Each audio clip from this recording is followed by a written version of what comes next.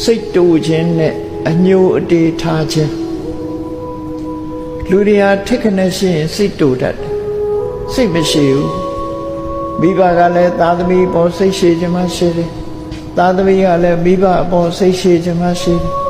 ညီကိုမောင်နှမအချင်းချင်းလည်းစိတ်မရှိဘူးစိတ်တူကြတယ်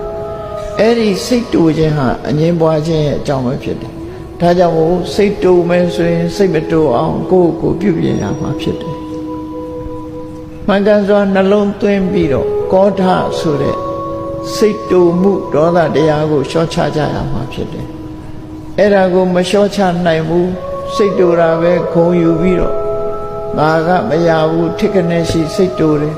ငါစိတ်ကိုလာမစမ်းနဲ့လို့ဆိုတာမျိုးတွေမလုပ်ဖဲနဲ့အေးငါစိတ်တူမိတာမှားပါလေနောက်မဖြစ်စေရပါဘူးဆိုပြီးစိတ်တူမှုကိုလျှော့ချဖို့လိုအပ်တယ်။ဘာနဲ့လျှော့ချရမလဲလို့ဆိုလို့ရှိရင်အမှန်တရားကိုဆင်ញင်သုံးသပ်ခြင်းဖြင့်လည်းလျှော့ချနိုင်တယ်။ဒေါသရဲ့အပြစ်ကိုရှုမြင်သုံးသပ်ခြင်းဖြင့်လည်းလျှော့ချနိုင်တယ်။တစ်ဖက်သားအပေါ်မှာအပြစ်မမြင်မဲနဲ့မေတ္တာသက်ဝင်ခြင်းဆိုတဲ့အကောင်းမြင်တဲ့ရှုမြင်သုံးသပ်ချက်ဖြင့်လည်းလျှော့ချနိုင်တယ်။အပြစ်ကိုရှုပြီးဆိုရင်ဒေါသဖြစ်မှာပဲ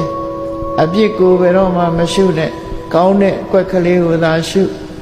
ကောင်းကွက်ကိုရှာမေတ္တာကိုပွားလူဆိုတာအဆိုးကြီးမဟုတ်ဘူးအကောင်းလည်းရှိတယ်လူတိုင်းမှာအဆိုးကြီးမဟုတ်ဘူးအကောင်းတွေလည်းရှိကြဒါကြောင့်မို့ကောင်းတာလေးကိုကြည့်ပြီးတော့အဆိုးကိုမေ့ထားလိုက်မေတ္တာပါဥပမာဘာနဲ့တူတယ်လဲလို့ဆိုလို့ရှင်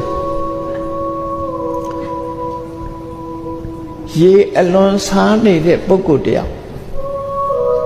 ခီးသွားရင်ရေစားတယ်ရေတောက်စရာရေအိုင်ကြီးတစ်ခုတွေ့တယ်သို့တော့အဲ့ဒီရေအိုင်ကြီးကအပေါ်ကမော်သေးမော်ညင်းနေနဲ့ဖုံးနေတယ်ရေကလည်းပဲမတောက်ရမနေနိုင်တဲ့အခါအိုင်နဲ့ဆင်းပြီးတော့မော်သေးမော်ညင်းလေးတွေကိုလက်နဲ့ဖယ်ပြီးတော့ရေကိုတောက်တယ်အစာပြေအောင်ရေကိုတောက်လိုက်တယ်ရေတောက်လိုက်ရမှရှင်တဲ့နှလုံးထဲမှာအေးသွားတယ်အဲ့ဒါလို့ပဲလောကလူတွေဟာတယောက်ယောက်အပေါ်မှာအပြစ်မြင်နေပြီဆိုရင်လူဆိုတာအပြစ်လည်းရှိတယ်အဆိုးလည်းရှိတယ်ရေထဲမှာအကောင်းလည်းရှိတယ်မကောင်းတာလည်းရှိတယ်ဆိုတာအဆိုးကိုဖယ်ထားပြီးတော့ကောင်းကွက်ကလေးကိုရရှာပြီးတော့အသုံးချရမယ်လို့ဒီလိုဆိုလိုရင်းဖြစ်တယ်အဲ့ဒါကိုမြတ်စွာဘုရားရဲ့အဆုံးအမကိုရှေးဆရာကြီးတွေကဂါထာတိကုံးပြီးတော့ထားတာဒေါသခုနဒေါသေဟိကိဏတခုနံဝပတ္တေတရိ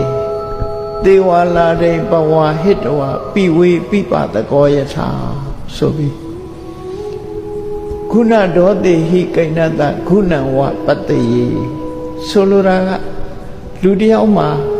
ကောင်းခွက်လည်းရှိတယ်မကောင်းတဲ့အကွက်တွေလည်းရှိတယ်မကောင်းတဲ့အကွက်တွေမေ့ထားလိုက်ကောင်းတဲ့အကွက်ကလေးကိုကြည့်ပြီးတော့ကောင်းတာလေးကိုသာကြည့်ပြီးတော့သူ့ပေါ်မှာမေတ္တာသက်အောင်ကြိုးစားပါလို့ဆိုအဆိုးကိုဘယ်တော့မှမကြည့်နဲ့လို့ပြော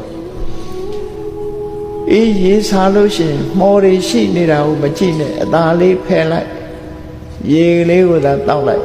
မော်တွေကိုဖယ်ပြီးရေလေးသာတောက်တယ်လို့ပဲမကောင်းတာတွေကိုဖယ်ထားပြီးကောင်းတဲ့အကွက်ကလေးကိုသာနှလုံးသွင်းဆင်ញင်ပြီးတော့မေတ္တာသက်ဝင်အောင်ကြိုးစားပါလို့ဒီလိုဆိုလို့ပေါ့နော်နောက်ဆုံးမှာမေတ္တာတရားတိဆောက်ထားနိုင်ပြီဆိုရင်စိတ်တူခြင်းဆိုတဲ့ဒေါသပျောက်ကွယ်သွားမှာပဲဖြစ်တယ်အေးထိခနဲ့ရှိဒေါသဖြစ်ယုံနေမှာမဟုတ်ဘူးတချို့ကအညိုအတေးရင်ထဲမှာမှတ်ထားတာရှိမှတ်ထားတတ်တယ်အဲ့ဒါကိုဥပနာဟလို့ခေါ်တယ်ရံညိုးဖွဲ့ထားတယ်အဲ့ဒီစိတ်တူခြင်းရံညိုးဖွဲ့ခြင်းဆိုတဲ့နှစ်ခုဟာလူလောကမှာအချင်းများခြင်းရဲ့အကြောင်းရင်းတစ်ခုဖြစ်တယ်လို့ဝိဝါဒမူလသုတ်တံမှာဒီလိုဟောတာနော်